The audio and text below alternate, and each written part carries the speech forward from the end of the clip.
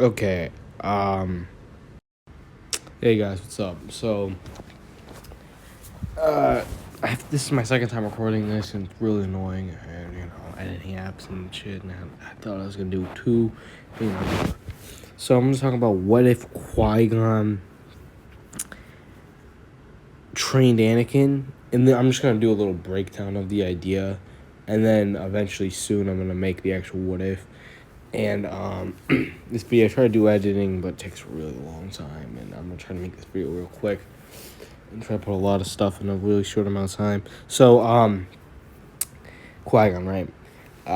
If Qui-Gon trained Anakin, a lot of people think that if he did, then everything would turn amazing and stuff. And I used to think this when I was younger, but I've really come to think and honestly believe that if Obi-Wan, like in the original timeline, right?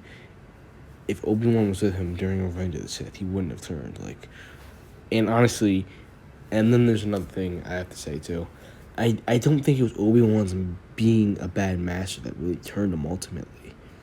So I think honestly, and all the big bad things that Anakin did, like the genuinely bad things he did, Obi-Wan wasn't there, or he was knocked out or something like that. And then when you also have to add, I honestly think Anakin wouldn't have turned to the dark side if it wasn't for Palpatine brainwashing him for 10 years, 13 years, whatever. And I think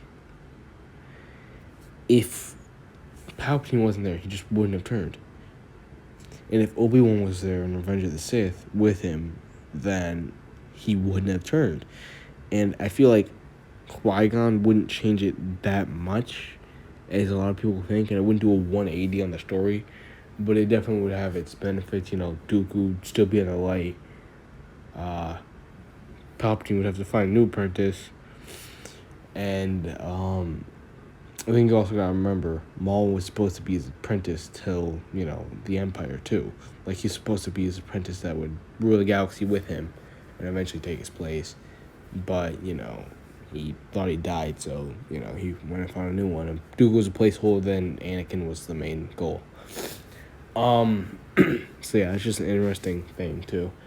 And right, so Qui-Gon, right, as a master, really wise and strong, and he wasn't the most powerful though, and was never on the council. I think eventually he would become on the council, and he was pretty different from Obi-Wan, but also you got to think about Obi-Wan and his philosophy. It's kind of like Anakin when he was younger, like Anakin, young Anakin, like young Obi-Wan, kind of similar.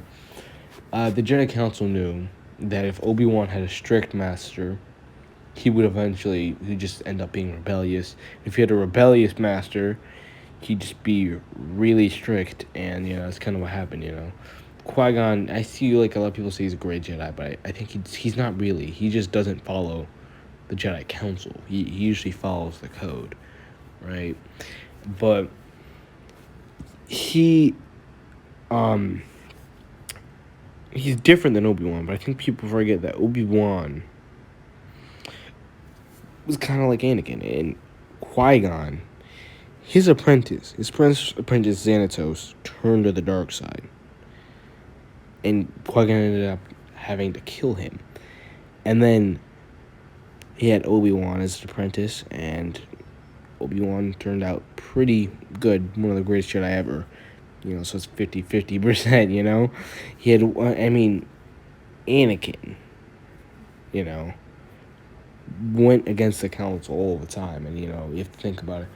Would he end up like Obi-Wan, becoming strict because he had a unstrict master, or would he become even more rebellious than he originally was? Because think about it, he probably could have gotten expelled if they knew about some of the things he did.